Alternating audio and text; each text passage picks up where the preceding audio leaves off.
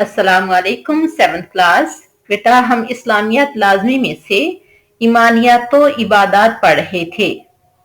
ईमानियात के टॉपिक हमारे पूरे हो गए हैं। आज हम शुरू करेंगे इबादत और उसमें से फर्स्ट टॉपिक है रोजा और उसकी फजीलत। ये लेसन शुरू हो रहा है पेज नंबर 21 से और खत्म हो रहा है पेज नंबर 24 तक। आज हम इसके शॉर्ट क्वेश्चन करेंगे, नेक्स्ट लेक्चर में हम इंशाल्लाह इसके लॉन्ग क्वेश्चन करेंगे। तो आइए अल्लाह का नाम लेकर शुरू करते हैं।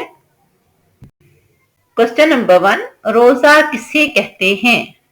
तो इसका आंसर है दीन इस्लाम के मुताबिक सुबह सादक से लेकर गुरूब आफ्ताब तक यानी सूरज गुरूब होने तक खाने पीने और नफसानी ख्वाहिशात से अपने आप को अल्लाह ताला की खातिर रोके रखना रोजा कहलाता है। क्वेश्चन नंबर 2, सहरी से क्या मुराद है? इसका आंसर है रोजा रखने के लिए सहरी का वक्त खत्म होने से पहले जो खाना खाया जाए उसे सहरी कहते हैं।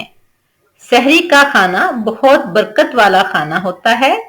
हजरत मोहम्मद सल्लल्लाहु अलैहि वसल्लम का फरमान है, बुखारी शरीफ की हदीस नंबर 1923, सहरी खाया करो क्योंकि सहरी के खाने में बरकत है।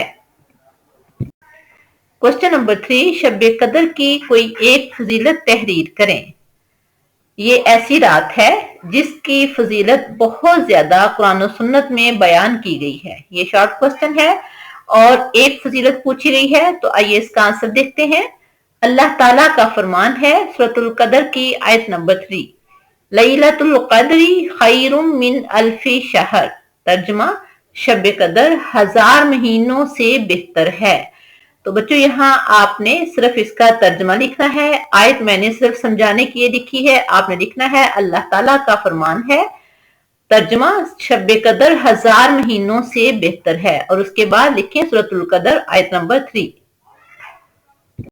क्वेश्चन नंबर 4, रोजे का बुनियादी मकसद क्या है? तो इसका आंसर है रोजे का बुनियादी मकसद तकवा का हसूल है।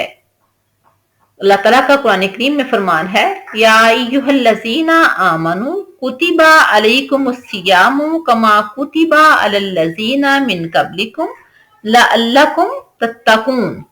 सूरतुल बकरा की आयत नंबर 183, ऐ ईमान वालो तुम पर रोजे रखना फर्ज किया गया है जिस तरह तुमसे पहले लोगों पर फर्ज किया गया था ताकि तुम मुत्तकी बनो, ताकि तुम नाफरमानी से बच सको। यानी तकवा का हसूल रोजे का बुनियादी मकसद है। क्वेश्चन नंबर 5, रोजे के कोई से 2 फायदे तहरीर करें। तो आइए इसके फायदे देखते हैं। फायदे तो बहुत ज्यादा हैं, हमने 2 बताने हैं। नंबर 1, मैदे का हर वक्त बड़ा रहना बीमारियों को जन्म देता है। रोजे में इंसान का मैदा महीना भर खाली रहता है, यानी दिन भर खाली रहता है पूरा महीना के लिए, तो इंसान कई बीमारियों से महफूज रहता है।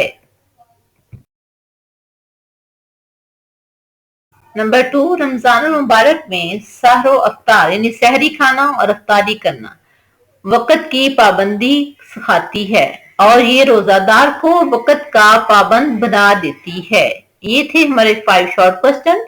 नेक्स्ट लेक्चर में हम इंशाल्लाह इसके दोनों लॉन्ग क्वेश्चन करेंगे। अल्लाह हाफिज।